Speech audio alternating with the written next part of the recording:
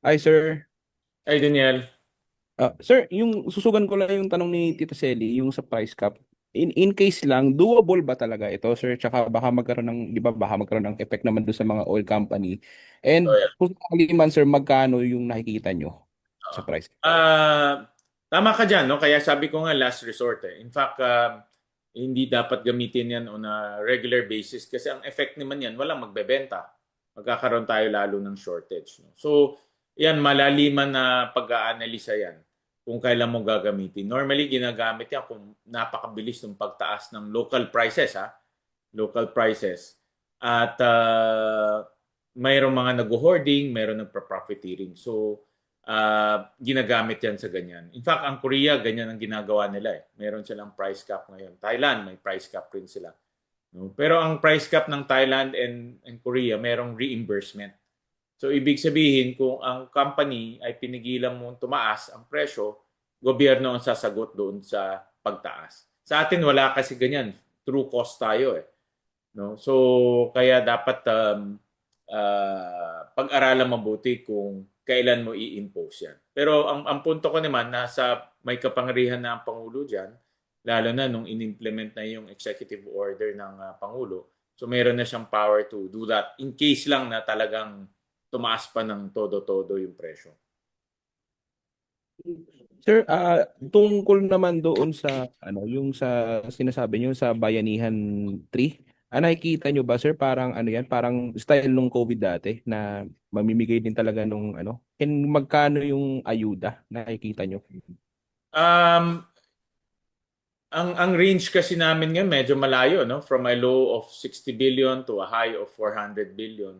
Depending on the situation, naggumawa kami ng different scenarios internally. Kaya importante yung National Contingency Plan para mag-synchronize yung aming simulation tsaka simulation ng executive. So, pag ganyan nakalaki ang kakailanganin, kailangan mo talaga mag-supplemental budget or bayanihan. Kasi ang bayanihan, maraming laman din yan. No? Pwede ka magbigay ng loan reprieve, diba credit card nga, binigyan natin ng, pwede kang hindi i-charge ng interest for the next 1 or 2 months. No?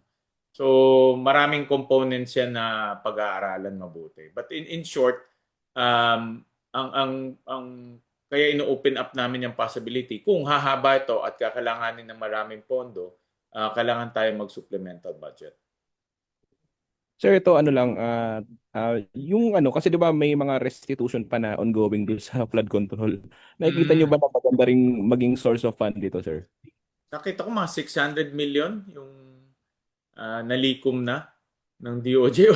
Pwede rin. Pero pumupunta yan sa Treasury eh. Pag pumunta sa Treasury, syempre, kailangan mo i-reappropriate yan. No? Nabasa ko parang 600 million ang nakuha. Baka maliit nga yun eh kung kukumpara sa laki ng corruption eh. Pero at least meron. Mm. Okay, sir. Salamat po, sir, ah. Thank you. Good morning, sir. I think I'm next. Hi, Tina. Hi po, sir. Mav is on leave, so pasensya na po, hindi ko po masyadong kabisado yung Senate issues because I'm covering the House. But yesterday, House Ways and Means Chair Miro Kimbo already mentioned the Bayanihan 3. Hmm. And he said wala raw pong need to get loans for that, to fund that, kasi the government has Hmm. enough cash. Yeah. Can you expound on this po? Is this, ano? Okay. Let me just clarify. Sa ngayon, hindi pa natin kailangan mag-supplemental budget of Magbayanihan 3. No? If you look at all the interventions and subsidies, more or less nasa around 188 billion yan to 200 billion. More or less, depending on what subsidy you want to give. Pero ang high niyan is around 200 billion. So, in that case, mayroon pa tayong, kumbaga, mayroon pa tayong funds, no, to address itong mga subsidies, interventions, and social amelioration. Hindi pa natin kailangan. In an event na humaba, no, at in an event na tumaas pa yung presyo, kasi may mga, di ba, nakita ko sa news, pati yung Red Sea, sinasara na ngayon. No? And that's an alternative route for Saudi Arabia to send their petroleum out. tayo, malaki ang kinukuha natin Saudi Arabia. And Unioil is owned by Aramco, which is a Saudi Arabian company. Ang Petron, bumibili rin sa Saudi Arabia ng crude. No, kung sinara mo yung Red Sea, di talagang wala nang pagdadaanan kahit anong langis galing ng Middle East. So, yan ang worst case scenario natin. So, kaya kailangan magplano lang tayo eh. And we need to already start, kami no, dito sa Senate, we're already studying all the possible courses of action and the corresponding amounts. Pero sir, itong isyong ito, have you already discussed this with the concerned chairs of the House like si Kong Miro or whatever? Kasi next week po, mag-joint committee hearing na yung 13 committees ng House on the Middle East crisis. So may communication na po ba yung Senate and House on this? Wala naman. I just, walang formal communication. Nagkita lang kami ni Congressman Sandro Marcos about this and nag-usap lang kami tungkol sa direction ng Senate about itong oil crisis. At nabanggit ko nga na bumuo kami ng Protect Committee which conducted 2 hearings. And he's also may mga legislative proposals kami na sang-ayon siya. For example, in our proposal in windfall profits law na ifa-file namin dito, he wants to also file it in the House. No? So may mga ganyan na informal coordination. But with the chairs of the Appropriations Committee and the Ways and Means, wala pa. Opo, sir. You mentioned po kanina yung supplemental budget, no? Yung si House Deputy Minority Leader Percy Sandanya of the Akbayan Party List is pushing for a 52.8 billion supplemental budget for PUVs, libreng sakay, farmers, fishermen, and OFWs. If needed, ito po ba immediately doable? Well, ngayon may 200 billion. No? So in my analysis, ang government, ang gobyerno may 200 billion na pwedeng gamitin right away.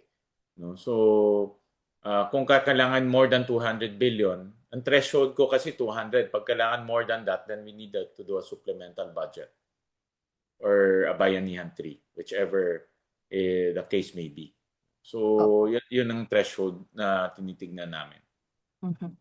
Sir, on the rationing of fuel for non-essentials, may details po kayo on this, like kunyari private cars, 1 full tank lang per week or something like that?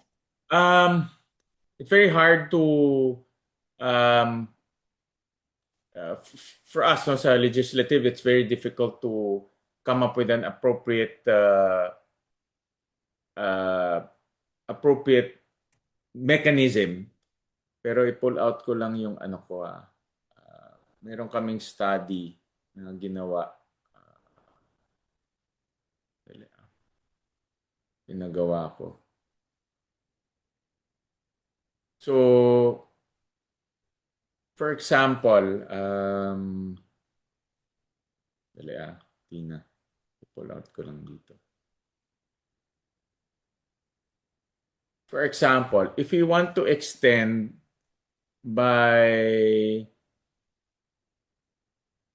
end of June, no? If you want to extend by additional 60 days, kailangan natin mag-reduction in consumption by 50%, daily consumption. Kasi right now, we're consuming 55 million liters a day. So if you want to extend it by 60 to about 90 days, we need to reduce that to about 30 million liters a day, more or less, no? 50%. So we have to work back no? Kung ano yung mga i-reduce ng consumption. I don't have that granular data right now. Medyo mabusisi but ang amin is the overall how much reduction do we need. So ang suggestion namin for the transport sector is 50% reduction on daily consumption. So yun ang aming suggestion. Of course, you can go more aggressive, but Yun ang aming suggestion so that we can extend to up to 60 to 90 days, no? Depending kung alin mga sasakyan. Meron kasing, if you look at the composition kasi ng mga sasakyan, marami kasi tayong klaseng sasakyan eh. At we need to study very carefully sino ba yung mga 50% na babawasan. Hindi naman, of course, i-exempt natin yung mga frontliners, ambulansya, police, Coast Guard, bombero, we will exempt them. Yung mga ginagamit ang gasolina for livelihood, of course, mas mataas yung bibigay natin, di ba? Kagaya ng PUV drivers, taxi, TNVS, tricycles. Pero yung mga private, especially for leisure, yan, dapat pag-aralan natin ilan ang pwedeng i-cut doon. Pero sir, wala pa kayong proposed date ng start nito. Ako, if you ask me, ASAP eh. Ask me, ASAP para humaba yung ating number of days inventory.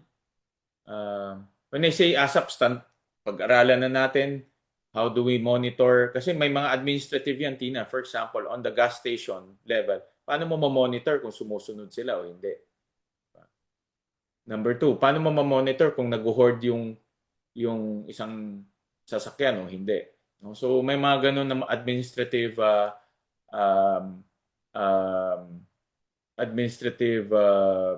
operational and administrative portions that we need to analyze and implement. Sir, does this need legislation or executive action na lang po ito? Executive action pwede nito. Especially meron na tayong executive order.